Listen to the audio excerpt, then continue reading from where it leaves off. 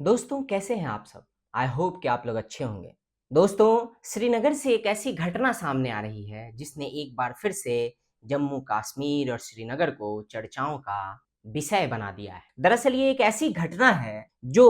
काफी समय से उठ रहे एक ऐसे सवाल को फिर से जन्म दे रही है और जिसके ऊपर नेशनल मीडिया से लेकर सोशल मीडिया के गलियारों तक इसके बारे में बात हो रही है। चर्चा शुरू हो गई है कि क्या वाकई श्रीनगर में बदलाव हुआ है। जैसा कि 370 और 35 से हटने के बाद से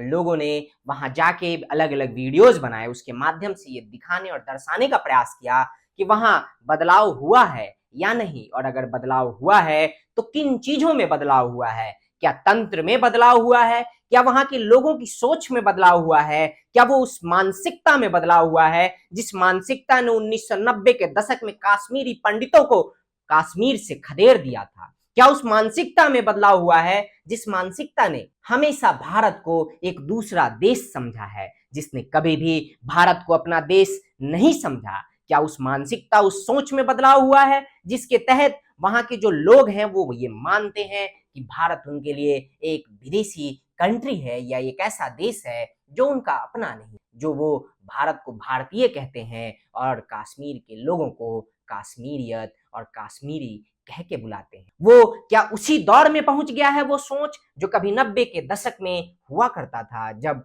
ये कहा जाता था कि कश्मीर में दो निशान होंगे, कश्मीर में दो ध्वज होगा और कश्मीर में दो सोच होगा।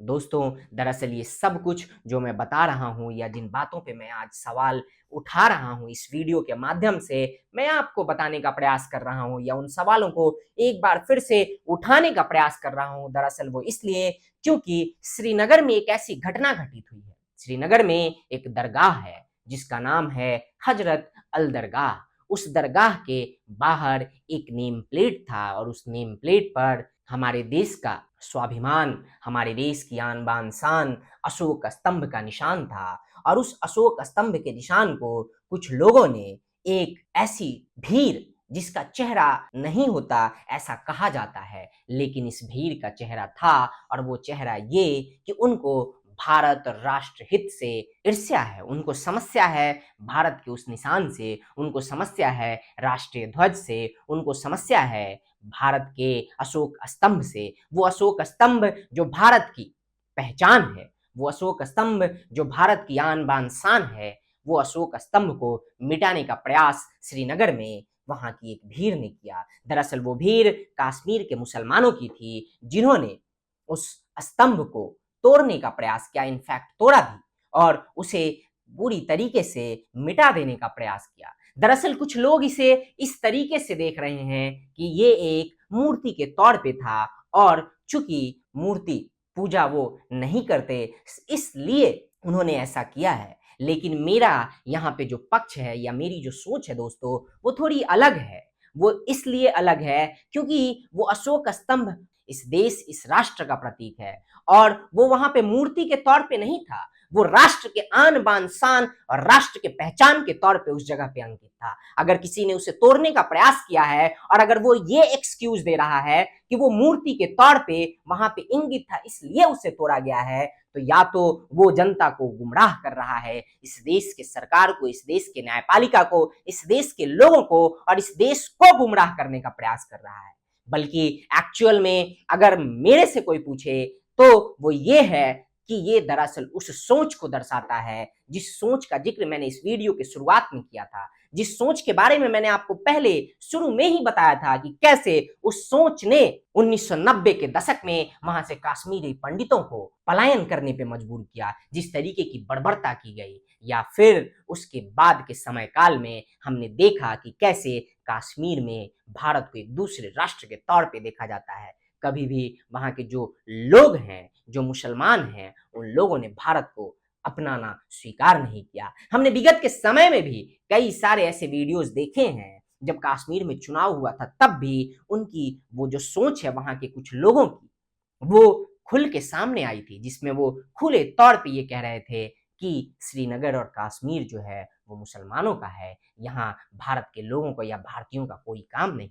दोस्तों उस समय भी सोशल मीडिया के गलियारों में और मीडिया में इसकी चर्चा हुई थी और एक बार फिर इस घटना की चर्चा जोरों शोरों से चल रही है। इस घटना की जितनी निंदा की जाए वो कम है, लेकिन कुछ ऐसे मुस्लिम स्कॉलर्स हैं जैसे साजिद रशीदी जैसे लोग, ये मीडिया के टीवी डिबेट्स में बैठ के ये कहते हैं और इस देश की जनता को गुमराह करने का प्रयास करते हैं कि दरअसल वो अशोक स्तंभ एक मूर्ति का निशान था, इसलिए उसे तोड़ा गया। आपसे मैं सवाल पूछता हूं और मेरा सवाल ये साजिद रशीदी से भी है, आखिर अशोक स्तंभ ने कब मूर्ति का रूप ले लिया? दरअसल मुझे ये कोई समझाए या साजिद रशीदी इस बात को समझाएं। अगर किसी नेम प्लेट पे उसका एक सिंबॉलिक रिप्रेजेंटेशन है जो इस देश की आन बान शान है, अगर उस अशोक स्तंभ का एक सिंबॉलिक रिप्रेजेंटेशन एक नेम प्लेट पे है, तो आखिर वो मूर्ति का रूप कैसे ले सकता है? दरअसल दोस्तों एक्चुअल में अगर ये कुछ है तो वो ये कि उसे, यानी कि इस देश की जो प्रतीक है, इस देश का जो सिंबल है, इस देश का जो आन बान शान का प्रतीक है अशोक स्तंभ, उसको तोड़ा गया है और ये सरासर राष्ट्र विरोधी घटना के तहत इसको लिया जाना चाहिए और इसे बिल्कुल हल्के में नहीं लेना चाहिए। साथ ही साथ जहां एक तरफ वो भीड़,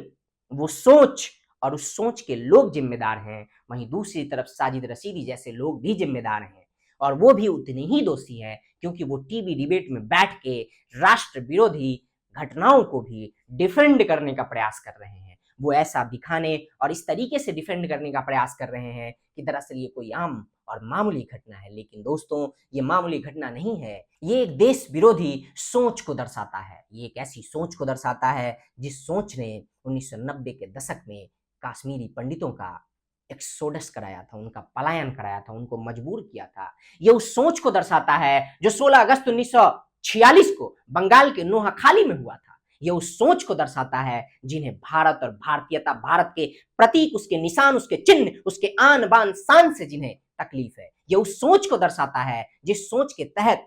कुछ ऐसे लोग हैं जिनको राष्ट्रगान से दिक्कत है। ये उस सोच को दर्शाता है जिस सोच के कुछ ऐसे लोग हैं जिन्हें भारत माता की जय बोलने में दिक्कत है। ये उस सोच को दर्शाता है जिस सोच के तहत कुछ ऐसे लोग हैं जिन्हें वंदे मातरम कहने में दिक्कत है। दोस्तों धर्म, जाति, संप्रदाय ये सब अपनी जगह है, लेकिन इस दुनिया में अगर सबसे ऊपर किसी को रखा जाता है, चाहे वो ये भारत हो या फिर दुनिया के कोई भी अलग दूसरे देश हो, वहां पे राष्ट्र धर्म से बड़ा कोई धर्म नहीं होता और राष्ट्र प्रेम से बड़ा कोई प्रेम नहीं होता। लेकिन हमने ये बार बार और लगातार देखा है कि किस तरीके से इस मानसिकता के जो लोग हैं उनके लिए सिर्फ और सिर्फ एक सोच ऐसी होती है जो उन्हें इस तरीके के किसी भी घटना को अंजाम देने के लिए बाध्य करती है, पुश करती है और वो सोच से ओतप्रोत होकर राष्ट्र विरोधी घटनाएं भी करते हैं, उसको अंजाम भी देते हैं। और साजिद रशीदी जैसे कुछ लोग टीवी डिबेट में बैठ के सो कॉल्ड इंटेलेक्चुअल्स खुद को कहते हैं और उन लोगों को, उन राष्ट्र विरोधियों को, उन राष्ट्रद्रोहियों को, उन राष्ट्र विरोधी सोच वाले लोगों को डिफेंड करते हैं। दोस्तों तय ये आपको करना है, तय इस देश की जनता को करना है, तय इस देश के न्यायालय को करना है, इस देश के सरकार को करना है कि आखिर वो कैसे इस तरीके के लोगों को डिफेंड करती है या फिर उनके साथ वो सुलूक करती है जिसको वो डिजर्व करते हैं, उनको क्या पनिशमेंट मिलता है या किस तरीके से उन्हें ये एहसास होना चाहिए कि राष्ट्र विरोधी गतिविधि वो इस राष्ट्र में रह के नहीं कर सकते। क्योंकि ये एक सोच है दोस्तों, और ये सोच अगर इसको इसी तरीके से नजरअंदाज किया गया तो ये सोच धीरे धीरे बढ़ेगी और ये एक ऐसा रूप लेगी कि आने वाले समय में हम देखेंगे कि इस तरीके की जो घटनाएं हैं वो आम हो जाएंगी। दोस्तों दरअसल इस तरीके की कोई घटना अगर होती है तो वो कोई संयोग नहीं होता, बल्कि वो एक प्रयोग होता है। प्रयोग ये कि उसे पहले किसी ऐसे जगह पे किया जाता है और उसे डिफेंड करने का प्रयास किया जाता है एक इकोसिस्टम के द्वारा, या टेस्ट करने की कोशिश की जाती है कि आखिर इस देश के लोग, इस देश की सरकार, इस देश का कानून, इस देश की मीडिया, इस देश का जो जुडिशियरी है, जो न्यायपालिका है, वो कैसे बिहेव कर रहा है, ताकि फिर उसको अलग अलग जगह पे, अलग अलग लेवल पे रेप्लिकेट किया जाए। तो ये मान के चलिए कि ये संयोग नहीं बल्कि ये प्रयोग है, और अगर इस प्रयोग को इसी तरीके से बिना इसको नोटिस किए, बिना उन लोगों को दंडित किए जाने दिया गया तो ये प्रयोग आपको आने वाले समय में और बड़े स्केल में और अलग अलग जगहों पे पूरे राष्ट्र भर में होते हुए दिखाई देगा दोस्तों। तो तय आपको करना है, और जैसा कि मैंने पहले भी कहा कि तय इस देश के कानून को, इस देश के सरकार और न्यायपालिका को करना है, इस देश के लोगों को करना है कि ये जो घटना है इसे वो प्रयोग के तौर पे देखते हैं या फिर संयोग के तौर पे। बाकी आपकी क्या राय है इस पे आप हमें कमेंट के माध्यम से बता सकते हैं। अभी के लिए बस इतना ही, मिलते हैं अगले वीडियो में। टिल देन जय हिंद, जय भारत, नमस्कार।